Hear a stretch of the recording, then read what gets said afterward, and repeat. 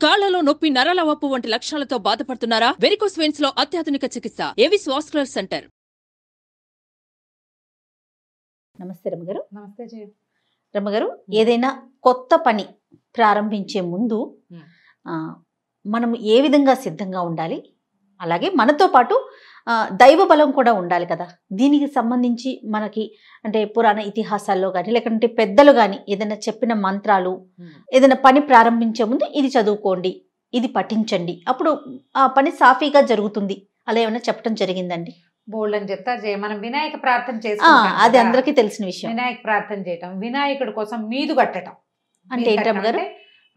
ఎలా అంటే ముడుపు కట్టడం అంటారు కదా, అట్లా మీది కట్టడం అంటే ఏదైనా మంచి ముఖ్యమైన పని చేస్తున్నాం, వినాయకుడిని ప్రార్థించుకోవటం, మరి ఇంట్లో కొంచెం ఇల్లంతా శుభ్రం చేసుకోవటము, పాజిటివ్ మైండ్ తోటి కాస్త ఒక పచ్చపట్ట ఒక గుడ్డలో, అంటే మనం ఉత్తరీయాలు అవి ఉంటాయి చూడు, మన సత్యనారాయణ వ్రతాలు ఓ ఉత్తరీయం, చిన్న ఉత్తరీయాన్ని మడత పెట్టి ఒక డబ్బా సోల బియ్యం, ఒక గ్లాసెడ్ బియ్యం, ఒక పావు గ్లాసు శనగలు కానీ శనగపప్పు కానీ అందులో వేసి, తర్వాత ఒక చిన్న అరిటాకు మన తమలపాకు మీద వినాయకుడి చిన్నగా పసుపుతోటి చిన్న గుండ్రటి ఇది చేసుకుని పసుపు బొట్టు పెట్టుకోవటం, ₹1 నాణ్యం పెట్టడం, పెట్టి ఈ వస్త్రాన్ని మూట కట్టేస్తారు, మీదు కట్టడం అంటారు. ఇవి సాధారణంగా ఎప్పుడు చేస్తాము? గృహప్రవేశాలకి, వాటికి పెళ్ళిళ్ళప్పుడు ముహూర్తం పెడతాం, పనులు ప్రారంభించడం కోసం చేస్తాం చూడు, అప్పుడు ఇలా వినాయకుడికి మీది కట్టడం అనేది పాతకాలపు పద్ధతి. తర్వాత వినాయకుడికి బియ్యం పోయటం అంటారు, లేకపోతే గోధుమ రాయి పెట్టడం అంటారు. గోధుమ రాయి అంటే అదే తిరగలి అనమాట. తిరగలికి బొట్టు పెట్టి నమస్కారం చేసి స్టార్ట్ చేసుకుంటారు పని. అయితే ఇలా చేసేటప్పుడు మనం ఏ పని అయితే మొదలు పెట్టామో ఆ కార్యక్రమం అయిపోయాక వినాయకుడి బియ్యాన్ని వండటం, కుడుములు చేసి వినాయకుడికి నివేదన చేసి మా పని సజావుగా అయింది నాయన అని నమస్కారం చేసుకోవటం ఒక పద్ధతి. పూర్వకాలం నుంచి చాలా చోట్ల ఆచరించేదే. పెళ్ళిళ్ళు, గృహప్రవేశాలు, ఏదైనా ఫంక్షన్లకి ముందు ఈ పని చేస్తాం. అయితే ఇప్పుడు మనం రోజువారీ దైనందిన జీవితంలో ఏదైనా కొత్త పని ప్రారంభించేటప్పుడు ఏం చేయాలి అంటే, మొదట పాజిటివ్గా ఉండాలి. మనం ఏ వ్యాపారమో, పనో, ఉద్యోగమో ఉంటే దాని ఆను ముందు వెనక 4 తెలుసుకోవాలి.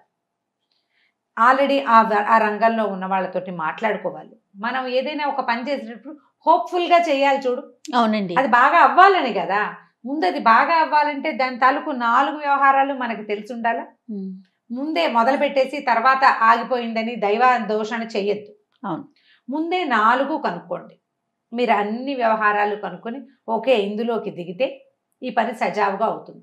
మనకి దైవ సహాయం కావాలి. ఈ దైవ సహాయం కోసం మనం ఈ పని మొదలు పెట్టుకోవాలి. ఇట్లా వినాయకుడికి నమస్కారం చేయటం, వినాయకుడి కోసం ఒక చిన్న బెల్లం ముక్క నివేదన చేయటం. రోజు ఈ పని మొదలు పెట్టుకున్నాక ఏదో కాగితాలు రాయటం మొదలు పెడతాము. తర్వాత ప్లానింగ్ స్టార్ట్ చేస్తాము. ఈ ప్లాన్ సరిగ్గా అవ్వాలన్నా కూడా మీరు వినాయకుడి కోసమే ప్రత్యేకంగా దీపము, వినాయకుడికి ఒక చిన్న బెల్లం ముక్క నివేదన చేయటము అలవాటు చేసుకోండి. ఈ గణపతి విగ్రహాలు మనకి చిట్టివి పెద్ద పెద్దవి బోల్డ్ అని కానీ దొరుకుతాయి, ఎన్ని రకాలు. ఒక గణపతి ప్రతిమని ఉంచుకోవటం, రోజు ఆ గణపతి ప్రతిమని శుభ్రం చేయటం మనం ఒక ప్లానింగ్ మొదలు పెట్టంగానే చేయాల్సిన పని అనమాట. శుక్లాంబరధనం విష్ణు శశివర్ణం చతుర్భుజం ప్రసన్నవదనం ధ్యాయేత్ సర్వవిఘ్నోపశాంతయే. ఈ శ్లోకం చెప్పుకుంటాం. ఇంకా మీకు మంచి శ్లోకాలు వస్తే 4-5 శ్లోకాలు చెప్పుకోండి, పద్యాలు కూడా. మీ గణేష్ పంచరత్నాలు లాంటివి చెప్పుకోవటం. గణపతికి చక్కగా పసుపు పెట్టి దాని మీద కాస్త ఆయనకు బొట్టు పెట్టడం.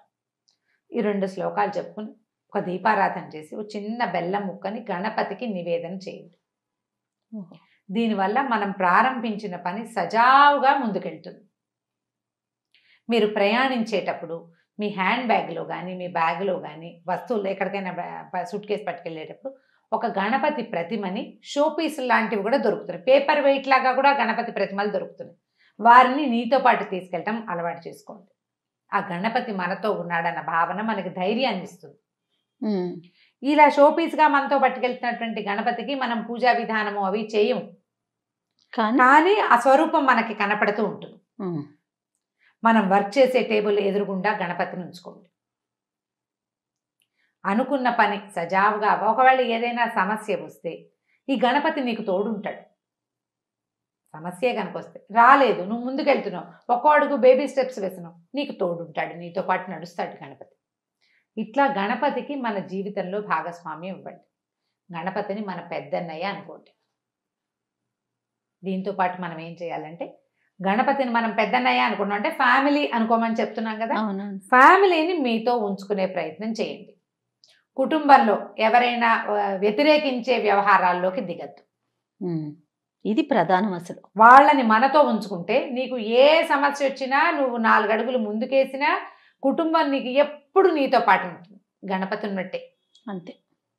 కాబట్టి ఫ్యామిలీని వ్యతిరేకించి వాళ్ళు వద్దంటుంటే చెయ్యొద్దు. ఏది కూడా వ్యాపారం కానీ, విద్య కానీ, పరిశ్రమలు పెట్టడం కానీ, వివాహం చేసుకోవటం కానీ ఒప్పించి చేసుకోండి.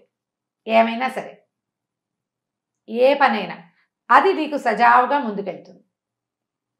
నాకు నచ్చింది చేసేస్తాను కాదు, నువ్వు ఎందుకు చేస్తున్నావో జస్టిఫై చేసి చెప్పగలగాలి.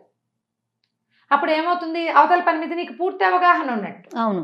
అది సజావుగా వెళ్తుంది. ఈ గణపతి ప్రార్థనని అలవాటు చేసుకోండి. విద్యార్థులకి, పిల్లలకి చిన్నప్పటి నుంచి కనుక నేర్పిస్తే పెద్దయ్యాక కూడా ఇప్పుడు దీన్ని దైవ సహాయంగానే భావించద్దు. ఆర్థడాక్స్ థింగ్సో, ఇవి పాతకాలపు భావాలు, మూఢాచారాలు, భగవంతుడి మీదే డిపెండెన్సీయో కాదు.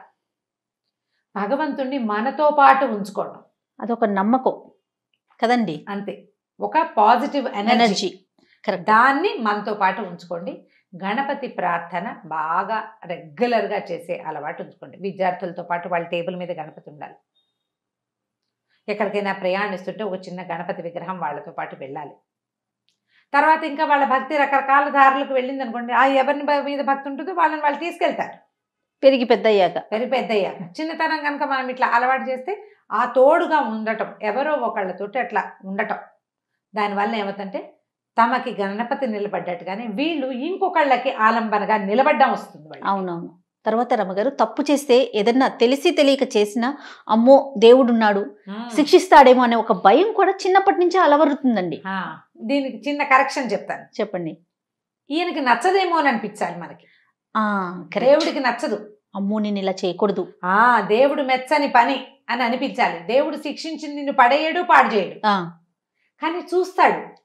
అది కరెక్ట్ అండి, మీరు చెప్పింది కరెక్ట్. మనం భగవంతుడు మనల్ని చూస్తున్నాడు, అతను మనతో పాటు ఉన్నాడు, ఆయన మెచ్చే పని చేయాలి కానీ నచ్చనిది చేయకూడదు అనే ప్రాక్టీస్ మన బ్రెయిన్కి మనం అలవాటు చేసేసేయాలి. పిల్లలకి నేర్పిస్తే క్రమంగా వాళ్ళు అది అలవాట్లో ఉంటారు.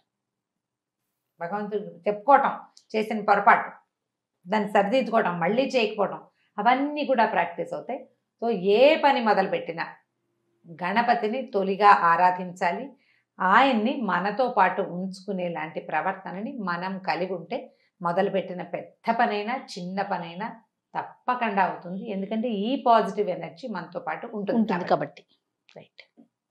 నమస్తే. నమస్తే.